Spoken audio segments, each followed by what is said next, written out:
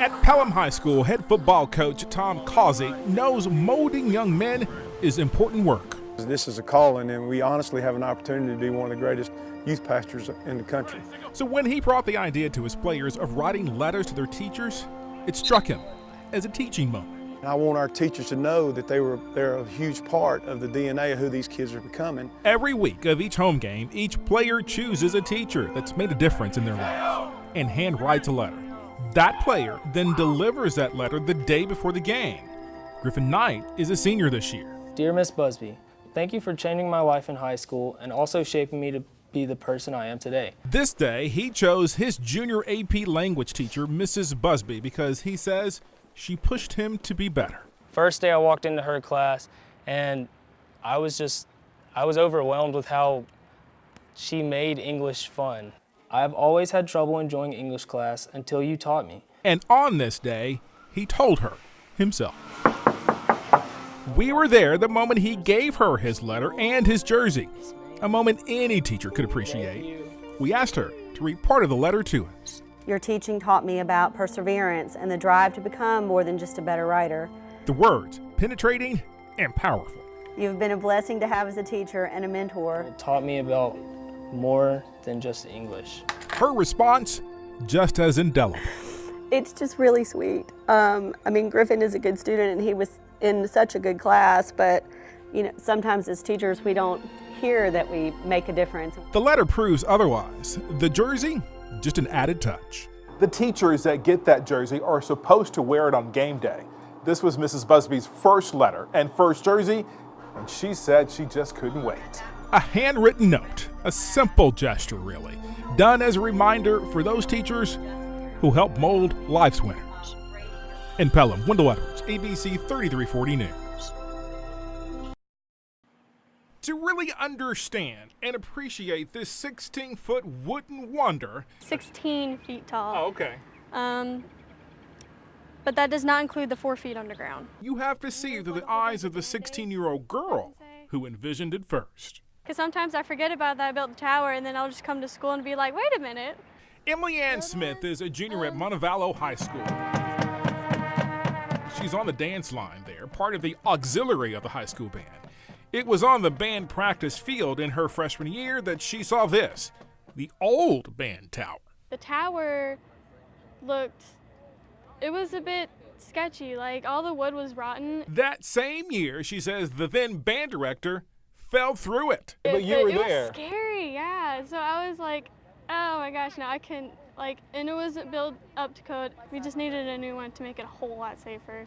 And it just so happened, Emily Ann needed a service project for a Girl Scout Gold Award. Peter, put your feet together. She took her idea of a new band tower to band director Lindsay Underwood, who was ecstatic. Wow, like a student coming up with this idea that would serve the entire band. I mean, that's just the definition of leadership. Leadership that led Emily Ann to devise a plan, hire the contractors, buy the materials, create a timeline, even sketch the blueprints. Emily Ann tells me she had to raise $3,000 for this project, most of those donations coming from right here in the community of Montevallo. But the hardest part, she says, was overcoming obstacles. In fact, the first version of the tower didn't quite work. The cement, the two standing poles kind of shifted over a little bit, so we had to take the whole thing down and redo it. The whole process took about 3 months. She even created this Facebook page, the new Troubadour Band Tower, to chronicle the construction. Now, the tower is a finished product. The band director proudly stands on a tower that's a whole lot taller and sturdier. I'm so nervous, oh my gosh. But at its dedication and ribbon cutting ceremony, surrounded by friends, family, and community, it was Emily Ann who stood out the most. I'm so happy that we have something new to see, because it's kind of a sight for sore eyes from the old one, because it's on Main Street. Everybody gets to see it. All right. A band tower that will stand tall for a long time. In Montevallo, Wendell Edwards, ABC 3340 News. Birmingham Prep football team, champions for a second straight year. This group of young football players is led by this husband and wife team, Tim and Carrie Sanders, a couple with a ministry born out of a deep personal loss. It's one that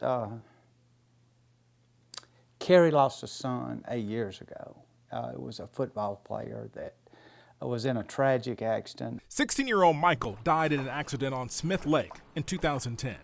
He was number 50 on the field. He loved football as much as life, and his mother wanted that love and his spirit to live on.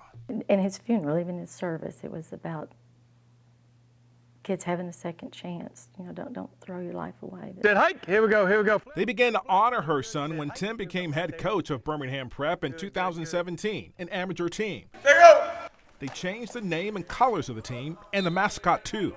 It's now a cardinal, a bird that symbolizes hope and rejuvenation in memory of Michael.